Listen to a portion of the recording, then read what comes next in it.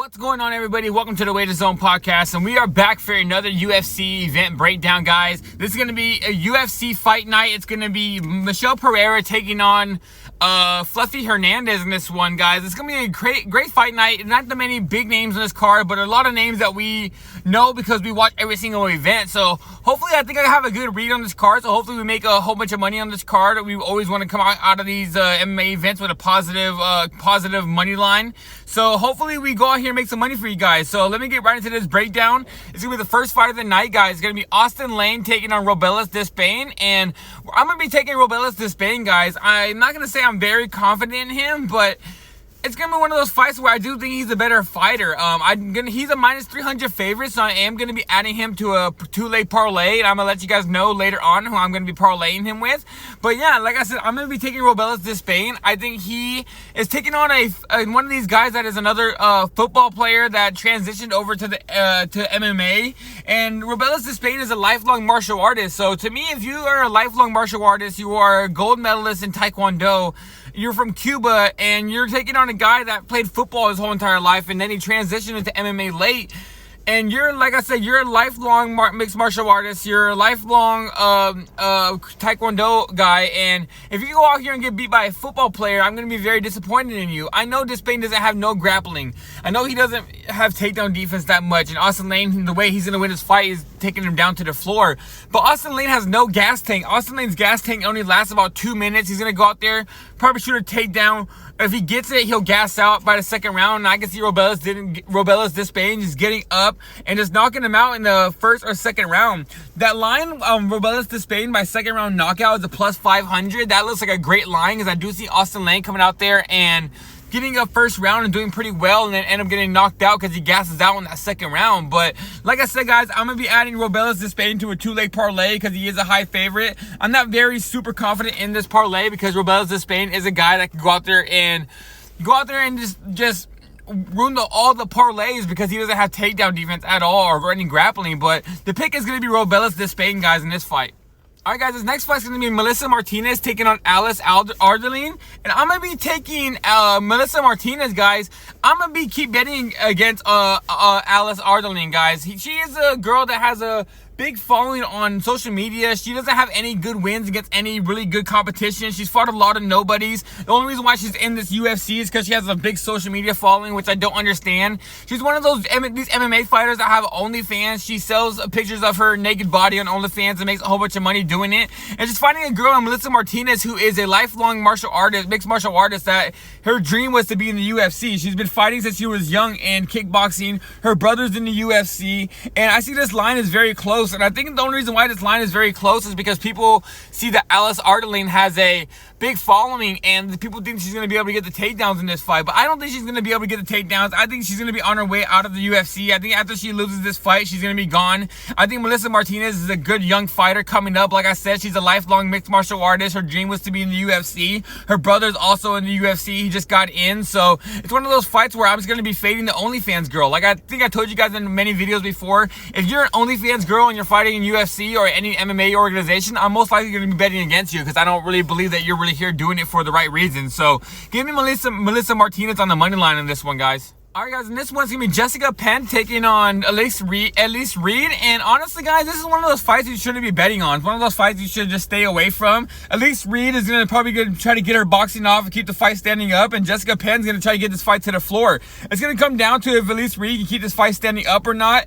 And if she can, I think she's going to outbox Jessica Penne. But Jessica Penne is going to be able to come in there, in my opinion, and be able to get the takedowns. I think she's going to grind her on top. A submission victory is in play. But I do think it's one of those fights where Jessica Penne comes out there and takes it down to the floor and just grinds her out for 3 rounds. I don't think anyone's going to get a finish in this fight. I do think this is one of those matches that goes all the way 3 rounds and nobody ends up getting the finish, and it's going to be maybe even a split decision. A split decision prop on this fight, guys, is a really good play. I think a split decision prop on this fight, where if you bet on both of these fighters on split decision, I honestly really think you could hit. So the pick for this fight is Jessica Penne, and I honestly think a split decision bet would be good on this one. But I'm honestly, like I said at the beginning, guys, I don't think this is is a good fight to bet on. I think it's one of those you should pass. But honestly, if you're gonna make me pick a bet, I'm gonna be picking Jessica Penne by unanimous or split decision. All right, guys, this next fight is gonna be Jocelyn Edwards taking on Tamiris Vidal, and it's one of these fights I'm actually very confident in. I'm gonna be taking Jocelyn Edwards, guys. I'm gonna be throwing her in a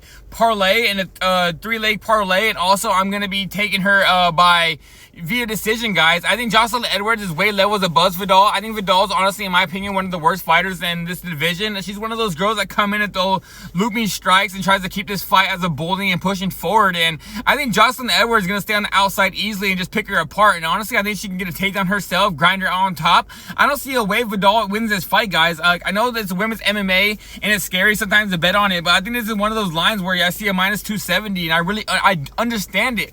I think Jocelyn Edwards should even maybe be even a higher favorite. I like her a lot. I think she's a really good fighter, so hopefully she comes out here and catches for us. I'm going to be taking Jocelyn Edwards in this bet for Jocelyn Edwards via decision, and like I said, I'm also going to be throwing her to a 3-leg parlay, guys.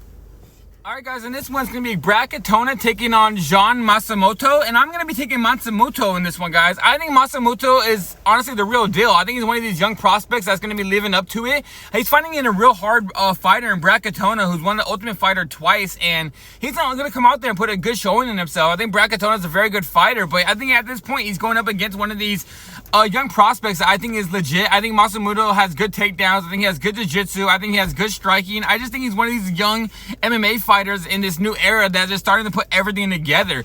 Like I said, I'm on Matsumoto. I'm not gonna sit here and take too long on it because it's one of these confident plays. I can tell you that I just think he's gonna stop the takedowns from Brackettona. I think he's gonna outstrike Brackettona. I think he has a better cardio than Brackettona. So I just think all around, I just think he's smarter than Brackettona. We all know Brackettona fights out of SPG Ireland, and sometimes he comes out there and tries to bang with fighters where he shouldn't even be doing that. But like I said, guys, I'm gonna be taking Matsumoto, and I'm gonna be hopping on the money line. It's a -210, but honestly, guys, I like the money line a lot. I think he's one of my favorite plays on this card, so give me Matsumoto to win this fight, and I'm actually pretty confident in the kid. Okay, guys, now in this fight, it's going to be Matheus Nicolau taking Edwards-Hadley-Johnson, and I'm going to be adding Almabayev to the 2-leg parlay with Rubelas Dispaigne.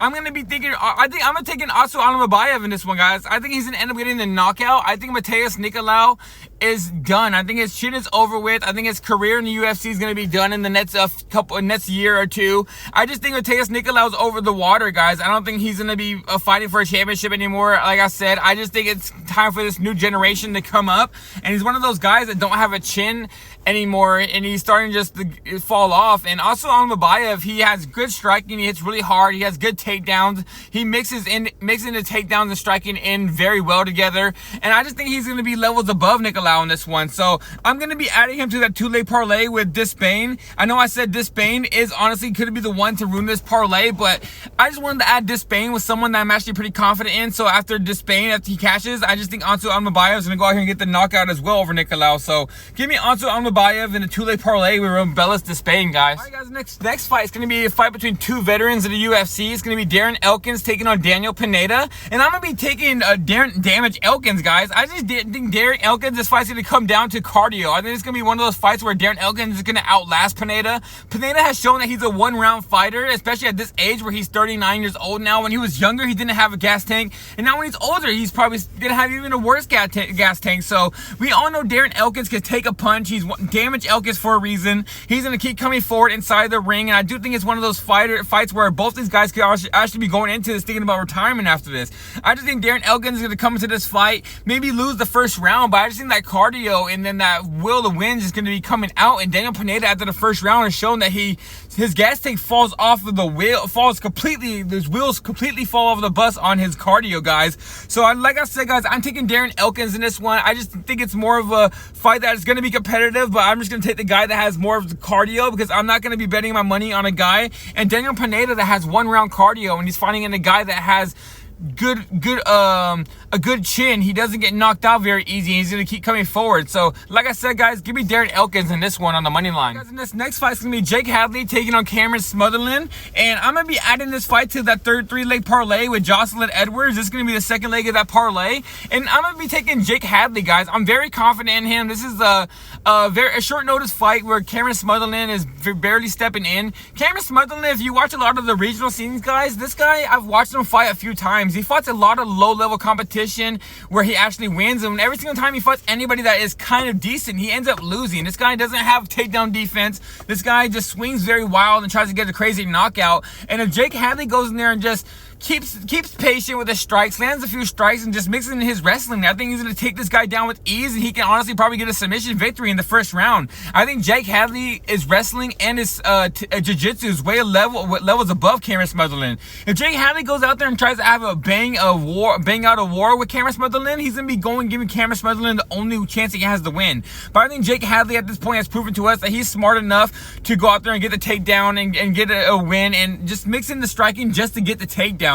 Jake Hadley, the only problem with him, he has problems making weight. He's already made the weight. He looked pretty decent on those scales, so I think Jake Hadley's going to come out here and have a really good showing of himself. So give me Jake Hadley, guys. I'm going to be adding him to the parlay with Jocelyn Edwards, and it's going to be a 3-leg parlay, and it's going to be the second leg of that parlay, guys. Okay, guys, this next fight is going to be Charles Johnson taking on Sue Majarji, and I'm going to be taking Charles Johnson, guys. I'm going to be adding him to the third leg of that parlay with Jocelyn Edwards and Jake Hadley. I'm very confident in Charles Johnson, guys. Charles Johnson is having like a career resurgence. This guy is boxing is legit. We all know he has great boxing, and now he's actually starting to mix the wrestling in there. He's finally starting to get good takedown defense. He's starting to actually get takedowns himself whenever he needs it. I think he's starting to actually put it together all around skill. Nobody in the UFC, in my opinion, and like besides people in the top 5, top 6, can actually box with Charles Johnson. Charles Johnson is one of the best strikers in the UFC, in my opinion, and I think Sue Majarji is not going to be able to strike with him at all. I think the only way Sue Majarji is going to be able to win this fight is if he goes out there and gets an early takedown or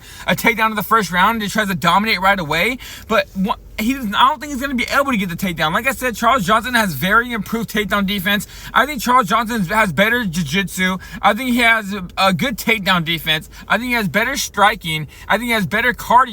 So I don't see a way how Sue Majarji can actually win this fight. So like I said, guys, I'm very confident in Charles Johnson to go out here and get the win. I think he can honestly get the knockout or get a decision victory, but I'm going to be adding him to the third leg of that parlay with Jake Hadley and Jocelyn Edwards. It's one of my confident parlays, guys. Hopefully that catches for us, and that's going to be the third leg of it, guys. So give me Charles Johnson in this fight. All right, guys, this next fight is going to be Rob Font taking on Kyler Phillips. And honestly, guys, I'm not going to bet this fight. I'm just going to sit back, and as an MMA fan, I'm just going to watch it. Kyler Phillips is a minus 400 favorite, and I understand why. He has decent striking. He's starting to mix his striking in there very well. He has good output. He has very good wrestling, but I can't pay that minus 400 price tag or add him to any parlays against someone like Rob Font. Rob Font has shown that he's a dog. He can box really well. He has decent takedown defense, but he is getting up there in age. So I do understand what the bookies are doing. He's on a 3-fight losing streak.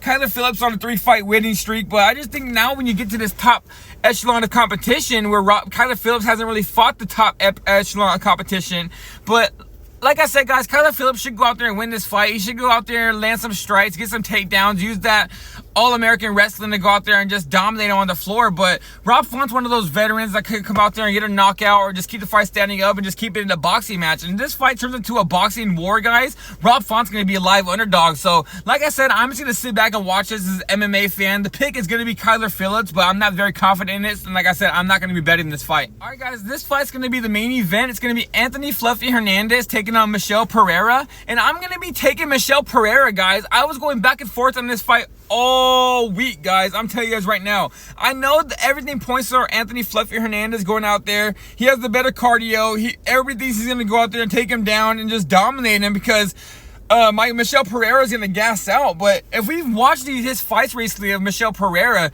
this guy is very patient. He's being very smart. He has good wrestling himself. He has good takedown defense. So I don't think Fluffy's going to be able to go out there and take him down real easy. I honestly think Michelle Pereira is live to get a first or second round knockout. We haven't really seen Anthony Hernandez take a really hard shot yet, coming from a very good striker. He usually goes out there, pushes the pace and just takes his opponents down to where they gas out and he gets a submission. But I don't really think he's going to be able to go out there and get a takedown right away. Like I said, I think Michelle Pereira has very good takedown defense and he's going to keep the fight standing for the most part.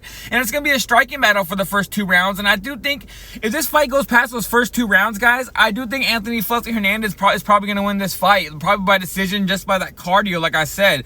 But Michelle Pereira, I think he's live to get that first or second round knockout. I just think in those first two rounds, if he stops the takedowns and he's just very patient and doesn't go out there and just throw everything in the first round, I think he's live to get that knockout. Maybe even get a 3rd round knockout. But Like I said, I know it's on the table where Michelle Pereira gasses out. Anthony Hernandez just lasts the whole time, ends up getting a late submission just by the cardio. But like I said, guys, I was going back and forth on this fight all week, but I'm taking Michelle Pereira. I'm taking the underdog. I like Michelle Pereira. I'm a big fan of him, so hopefully he goes out there and gets the win for us. I'm not going to be having too much of an investment in this fight, but like I said, guys, the pick and the bet for this fight is going to be Michelle Pereira.